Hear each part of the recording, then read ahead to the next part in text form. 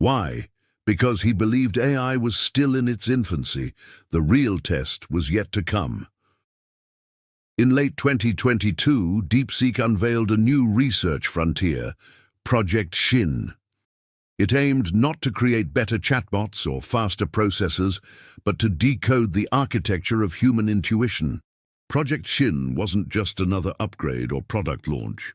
It was Liang Wenfeng's most ambitious undertaking, a bid to bridge the final gap between artificial and human cognition. Shin, the Chinese word for heart, also signifies mind, spirit, and intention. To Liang, it represented the missing dimension of artificial intelligence, intuition. Unlike logic-based systems trained on explicit data, intuition is fluid, subconscious, and often unexplainable.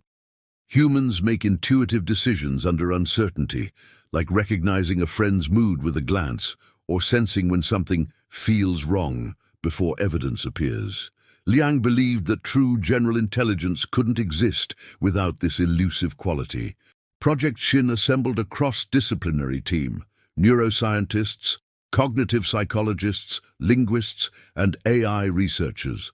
Their goal was to create a framework capable of modeling the subconscious layers of decision-making. DeepSeek began collecting multimodal human response data, not just text or clicks, but biometric reactions, facial expressions, eye movement, and tone modulation. The team designed a parallel training method called layered cognition synthesis, which allowed the model to form hierarchical associations between emotional states and decision pathways. The result wasn't just higher accuracy in prediction, it was emergence. The model began showing behaviors no one had explicitly programmed. In early 2023, DeepSeek released Jin-1, a prototype agent tested in simulated environments requiring negotiation, empathy, and creative problem-solving. In a now-famous demo, Jin-1 mediated a fictional geopolitical dispute between two simulated states. Observers, unaware that all parties were AIs, assumed the moderator was human. Jin-1 passed a new form of Turing test proposed by DeepSeek.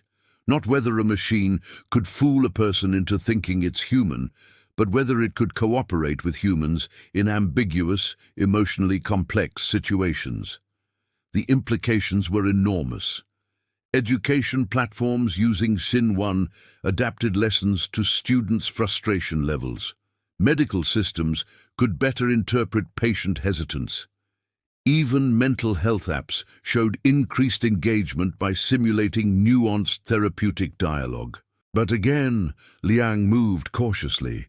He refused licensing to military contractors. He paused deployment in finance, fearing manipulation, and he announced DeepSeek's most controversial policy yet: no usage of Jin-1 in political campaigns or public persuasion tools. His critics were louder this time. They accused him of holding back innovation, of playing God, of stalling progress for a utopian ideal. But Liang was unmoved. To him, Shin wasn't just software, it was a mirror, reflecting not just what machines could become, but who humans were willing to be in response.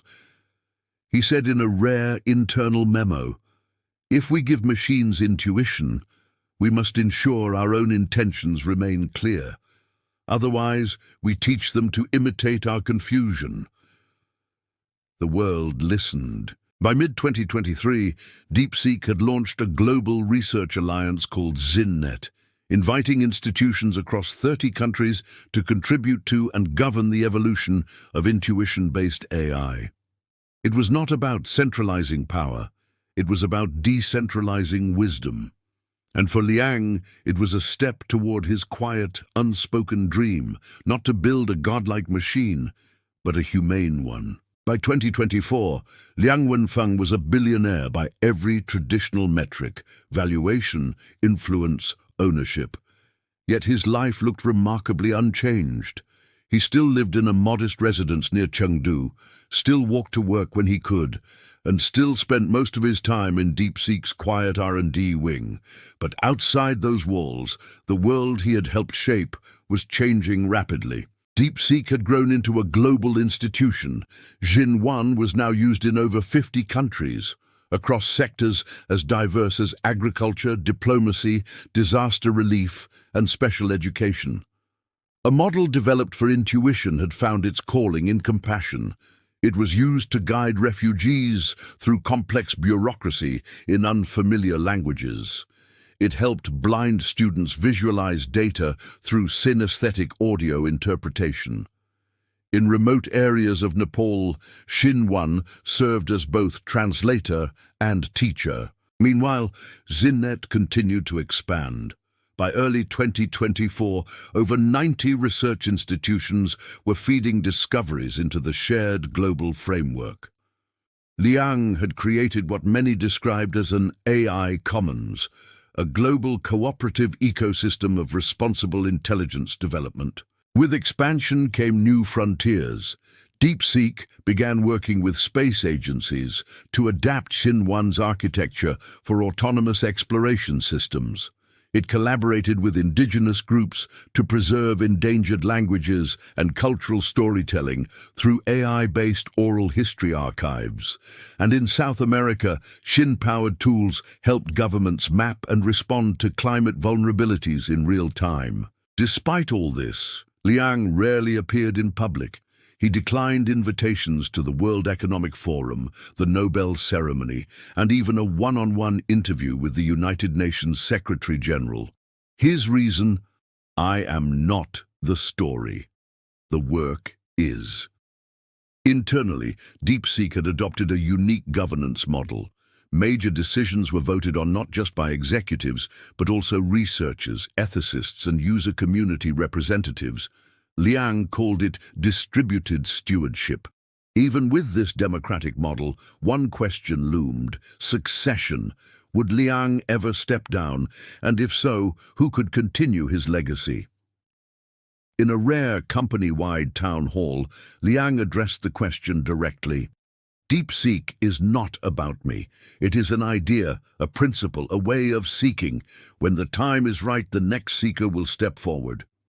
That moment came sooner than expected. In mid-2024, Liang announced he would begin stepping back from day-to-day leadership. His successor, a council, not a CEO, made up of 5 individuals: an engineer, an ethicist, a teacher, a user from a rural development program, and an indigenous language scholar. The world was stunned. No boardroom politics, no IPO, just a quiet handing over of power to a collective that mirrored DeepSeek's values. Investors panicked briefly, but when DeepSeek's quarterly results showed sustained growth and impact, trust returned. Some even called it the most mature exit in tech history. Liang remained as mentor in residence. His new role? To guide without leading, to reflect without interfering, and to spend more time on the last frontier he had yet to fully explore. Himself. Rumors began to circulate that he was writing a book, not about AI, but about the philosophy of attention. Others said he was developing a curriculum for teaching young children how to think critically about machines.